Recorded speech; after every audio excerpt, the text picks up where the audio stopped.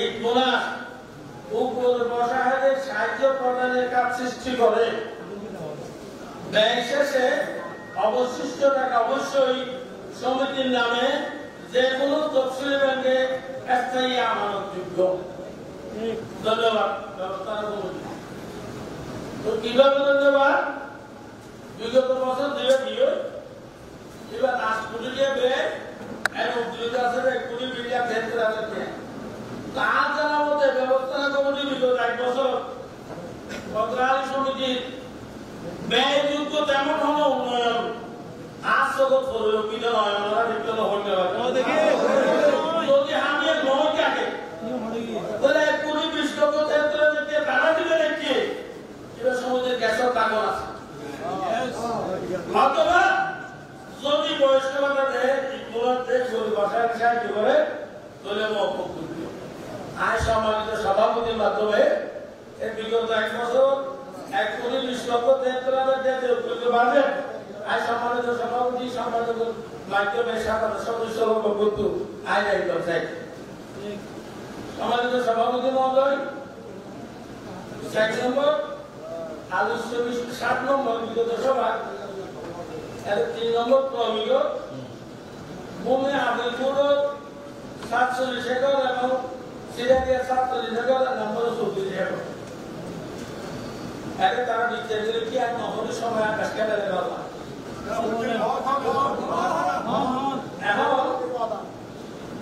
আর জানার মধ্যে যে তার সম্পাদক টাকা অবস্থায় সিরাজিয়া 2 গুরুত্ব মামলা রায় দিলাম।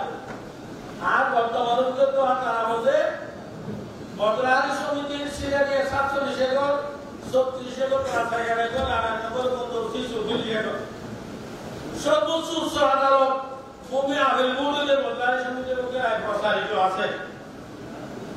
এই হাজার এর সমিতি জানিবার কথা এই বিগত সময়ে তারা সিরিয়ালিয়া হাজারা বা নম্বর গুলো করছিল হাজারা বদরালি সমিতি দায় আসে কিনা সভাপতি মহোদয়ের মাধ্যমে একটু দায়িত্ব চাই।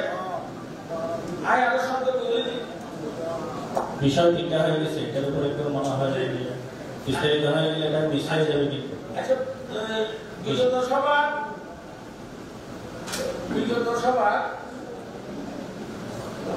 আপনি এটার উপর শেষ করেন না, এরপর আবার শুরু করেন। আমি বিগত সভা চলে যাচ্ছি সভাপতি মহোদয় দৃষ্টি আকর্ষণ করছি। বিগত সভা 7 নম্বর ক্রমিকে সমিতির 12 একর শেয়ারের জমি দোকান মিলে হস্তান্তর নীতিমালা। বিগত বার্ষিক সাধারণ সভায় একটা কথা হয়েছে আমরা বদরাহালি সমিতি যেহেতু ল্যান্ডলর্ড সোসাইটি আমরা জায়গা জমি নির্ভর সমিতি আমাদের মধ্যে যত বিরোধ হয় জায়গা জমি নেওয়া হয় তো আমাদের মধ্যে বেচা কিনা হস্তান্তর এই সমস্ত বিষয়ে কিন্তু বারে বিরুদ্ধে সমস্যা হচ্ছে।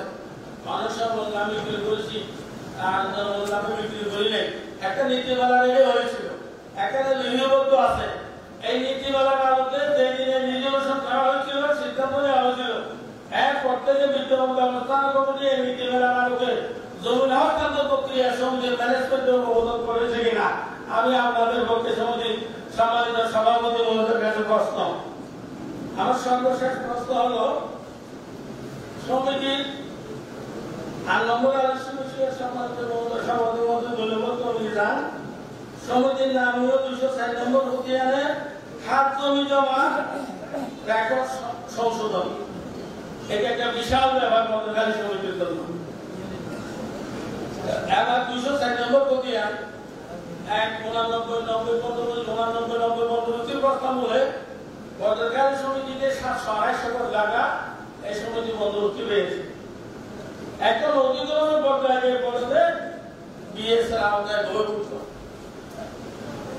কিছুদিন আগে আমার নম্বর একটা সদস্য বলতে স্যার আমার বাড়ি একটা বহির্ভূত করছে আমি আগে অধিগ্রহণের টাকা পাবো না অবকাঠামোর টাকা পাবো। এখন আপনারা বিগত 1 বছর আগে প্রস্তাব গ্রহণ করেছেন সিদ্ধান্ত নিয়েছেন বদরখালী সমিতির এত বড় একটি স্বার্থ 728 একর 204 নম্বর খতিয়ান বলে বদরখালী সমিতির যে 728 একর টাকা ভূমি দেওয়ার প্রশাসনের সাথে ভূমি দখলের মাধ্যমে চুক্তি সম্বন্ধে এই সমিতি আন্দোলন করতেছে মুখ করতেছে। এটা একটি সামান্য ব্যাপার। একটু কষ্ট করলে লক্ষাধিক টাকার মধ্যে 4.5 লাখ টাকার মতো খরচ করলে এই টাকাটা বদরখালী সমিতির মিউটেশন হয়ে যায়, নামজারি হয়ে যায়, ক্ষতি হয়ে যায়।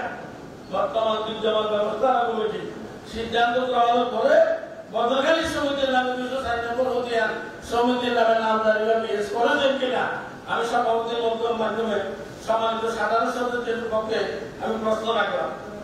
আরেকটা বিষয় একটু বেশি হয়ে যাচ্ছে, এটা আলোচনা কিন্তু সুন্দর করবে না।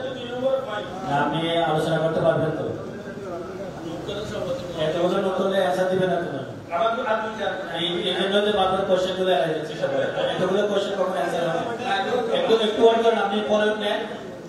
5টা বিষয় যদি একসাথে আলোচনা করতে হয় তাহলে একটাও হবে না। আপনি সব ইয়ে করলে তো হবে।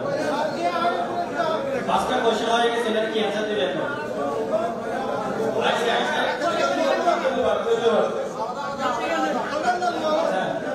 আমি একটা বিষয়ের উপর বলতেছি, একটা ব্যাপার আলোচনা করবো সবাইকে 2022